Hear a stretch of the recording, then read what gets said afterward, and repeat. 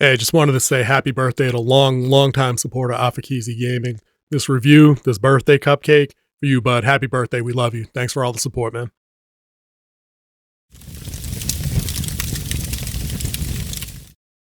All right, I know. I'm late. Ridiculously late. But if Hollywood can reboot the same franchise 5 times, I can take my time watching a movie.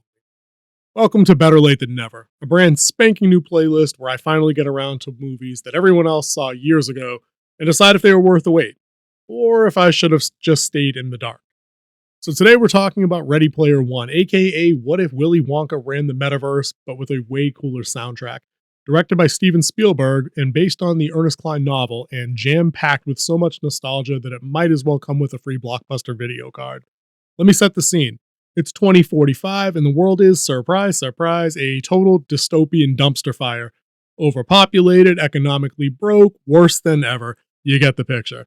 And instead of fixing literally anything, humanity collectively said, nah, we're good, and plugged into the Oasis, a giant VR sandbox where you can be anything, do anything, and most importantly, escape the fact that your real world home is a stack of rusty shipping containers held together by zip ties and prayers. And that's where we meet Wade Watts, aka Parzival, aka What If Peter Parker Had No Personality. Wade's your standard underdog protagonist, an orphan, a dreamer, and a guy who's really good at video games. His whole goal? Winning Halliday's Easter egg hunt, a contest left behind by game designer James Halliday, the socially awkward, nostalgia-obsessed billionaire who built the Oasis but had the emotional depth of a Windows 95 error message. He kicks the bucket and leaves behind a Willy Wonka-style challenge. Solve his nerdy riddles, find the Easter egg, and inherit the entire Oasis. Valued conservatively at $500 billion. Wade's not alone in this pixelated scavenger hunt. Enter Artemis, real name Samantha Cook, a badass rebel with an actual attempt at some character depth. She's smart, driven, and fighting against the corporate overlords trying to monetize the Oasis into oblivion. Then we've got H, Wade's best friend, who is somehow the only person in this whole movie with any common sense.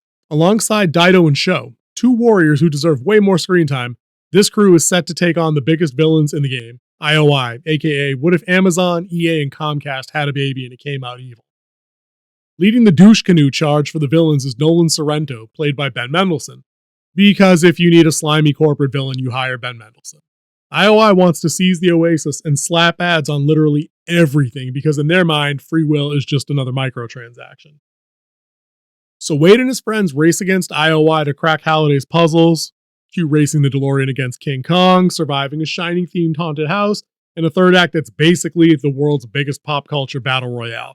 Along the way, Wade learns that maybe, just maybe, there's more to life than digital escapism, but not really because, well, let's be real, the Oasis is way cooler than real life.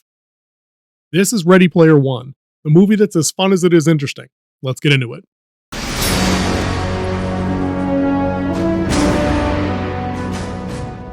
Look, living inside a giant video game world, cool concept. I get why everyone's obsessed with the Oasis. Custom avatars, endless possibilities, and no microtransactions, for starters. But once you stop and think about it for more than 5 seconds, the world building starts to wobble harder than a Jenga tower on the San Andreas fault line when the big one finally hits. Like, everyone in this world is supposedly economically devastated, but they all have high-end gaming rigs and haptic suits? How? Are they renting these things? Do they have Oasis layaway plans? Where are they getting money to eat? Who's even working if everybody's just grinding for virtual coins? And why wouldn't IOI just hack the game instead of playing by the rules? It's the biggest digital ecosystem in the world, and somehow corporate espionage isn't an option? I know, enjoy the ride. But if we're going to spend 2.5 hours in this world, you got to give me something that makes sense.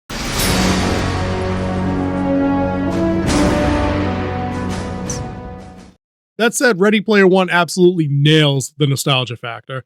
From Van Halen's jump in the opening credits to blink and you miss it cameos from literally everything, the movie flexes its licensing budget hard. I mean, we got Chucky, Jason Voorhees, Freddy Krueger, a xenomorph, and that's just the horror side of things.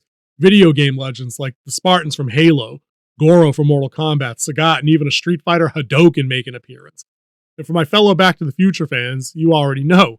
The DeLorean, the Zemeckis Cube, and actual musical cues from the original score of the movie. Chef's kiss. And yeah, I saw the Ninja Turtles, I just would have preferred seeing the 90s versions. But the crown jewel of references? The Shining sequence. This was hands down my favorite part of the movie, Room 237 with gross naked zombie lady, the creepy twins, the tidal wave of blood from the elevator, Psycho Jack Torrance chasing H with an axe outside in the topiary maze. All of it was fantastic. And the final touch, Halliday in the classic black and white ballroom photo at the end. Yeah, Spielberg absolutely understood the assignment here.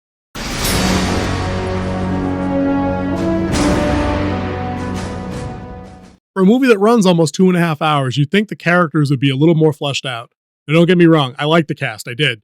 Ty Sheridan as Wade, Olivia Cooke as Artemis, pre-House of the Dragon, mind you, and the whole found family crew, I liked them, but I needed more time with them in the real world. If the movie had focused just a bit more on their actual struggles outside the Oasis, or spent more time within the rebellion, it could have packed a stronger emotional punch. Instead, we mostly just get the corporate bad guys suck, let's beat them at Fortnite vibe. And that brings me to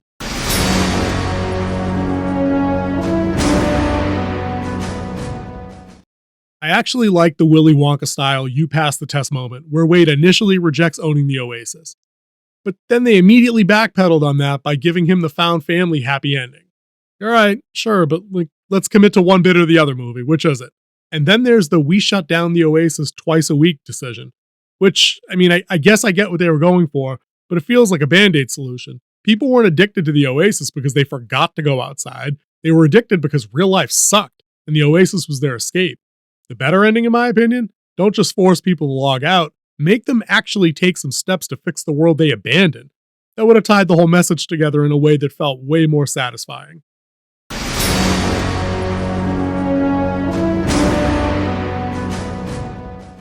At the end of the day, Ready Player One was a blast, even if the world building crumbles the second you poke it.